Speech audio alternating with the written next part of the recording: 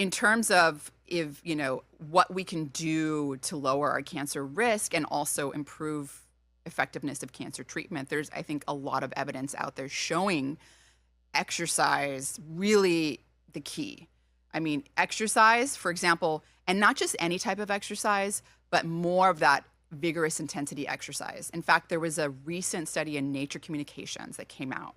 And this study was and we're talking like over 100,000, I think it was close to 200,000 participants that were wearing what are called accelerometers. So these little devices on their wrist. They're not measuring heart rate, but they're measuring like how fast you're moving. It's an accelerometer, right?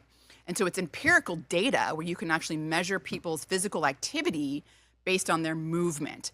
And then you can look at outcomes, for example. Almost like a Fitbit, but except it measures movement. Electromechanical sensor that measures proper acceleration, the range of change in velocity. That's right. So for example, you're working out, you're running, you're moving your arms. It's measuring the movement. So the faster the movement is, it's sort of considered to be more moderate to vigorous intensity exercise depending on how fast the movement is. So if I'm walking versus running versus sprinting. Right. So if you're very, very light walking, like walking around the house, that would be considered light exercise. If you are, I would say, fast walking, that would be more moderate intensity exercise. If you're jogging, that would be vigorous intensity in this study that I'm referring to, okay?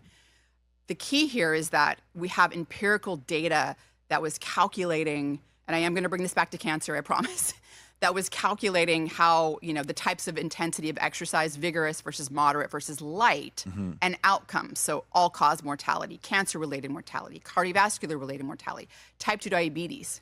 And what was found was completely astounding, okay?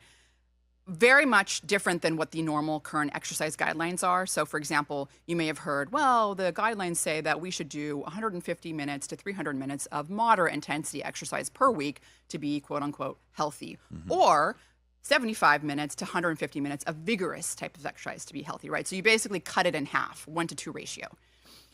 By the way, that was all based on caloric expenditure, right? Okay, we're not talking about losing fat. We're talking about wanting to prevent cancer, cardiovascular disease, dying from all causes, including respiratory causes, right, of illness. So that number is out the window.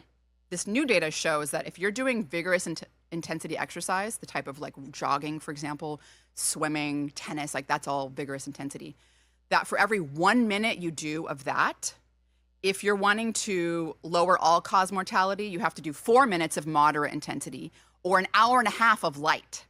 So talk about efficiency. 1 to 4 for every 1 minute is 4 or hour and a half of light? So for every 1 minute of vigorous intensity is 4 minutes of moderate intensity. You have to do 4 minutes to get all-cause mortality. Light is an hour and a half. Stop it. That's for all-cause mortality, dying from all non-accidental causes. It gets better. If you're wanting to prevent cardiovascular disease, cardiovascular-related mortality, for every 1 minute of vigorous, okay, this is cycling, this is jogging, swimming, you have to do 8 minutes of moderate intensity, okay, moderate. So that would be like, speed, like walking with more intent, right? So you're more speed walking. So 8 minutes of that.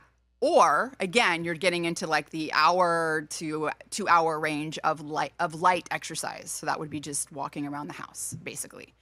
For cancer, if you wanted to prevent basically cancer mortality, for every 1 minute of vigorous intensity exercise, you had to do almost 4 minutes, so 3.5 to 4 minutes of moderate intensity, or 2.5 hours of light walking, okay?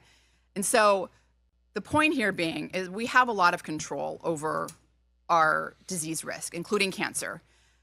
Exercise is the key, and not just any type of exercise. You have to get your heart rate up. You have to move, right, faster. You have to have this, more intent type of exercise. And this kind of goes, I would say, along those lines. We have what are called the VILPA studies, the vigorous intermittent lifestyle physical activity studies. And these are studies also with accelerometers where people are doing vigorous intensity exercise, but it's not a structured type of exercise. So they're not just getting up and doing 1 minute of body weight squats or, a minute of high knees or jumping jacks, all these things I did this morning, by the way.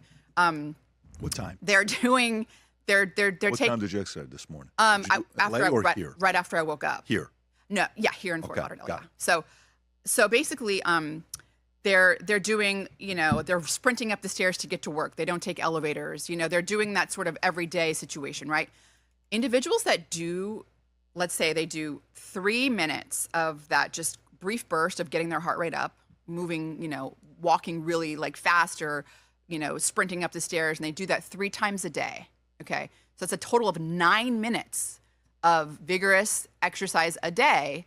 That's associated with a 40% lower all-cause mortality and a 40% lower cancer-related mortality compared to not doing it, and a 50% lower cardiovascular-related mortality. Okay, this is phenomenal because it really shows that you don't have to go to the gym and spend an hour at the at the very least. If you can accumulate these short bursts of exercise. They have to be at least a minute long to have an effect. 3 minutes if you're really going for that robust effect. If you're only doing 3 to 4 minutes a day, it's still associated with a 30% lower cancer-related mortality. Again, to bring it back to the cancer, there are things that you can do to lower your cancer mortality risk and to lower your cancer incidence as well. Diet, obesity accelerates 13 different types of cancer. So weight loss is also something that's critical and really does lower your cancer risk, okay? But let's say there's this scenario where you get cancer and there is a genetic component. Let's say you just, the genetic jackpot, unfortunately you got it, right? You have cancer. There are now studies, and I had a researcher on my podcast. It's a new field. It's called exercise oncology. So Dr. Kerry Kernier, he's also from Canada. He's one of the leaders in this field of exercise oncology. And what he does is he does studies with individuals that already have cancer, a lot of prostate cancer. He looks at also colon cancer and breast cancer. And these individuals that are undergoing perhaps a classical type of standard of care treatment like chemo or radiation or the combination of the two. But he adds on exercise to that therapy.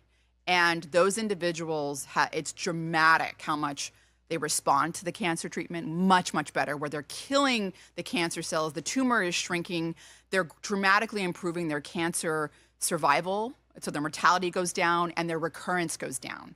So every possible metric is improving if you're adding the exercise onto a classical cancer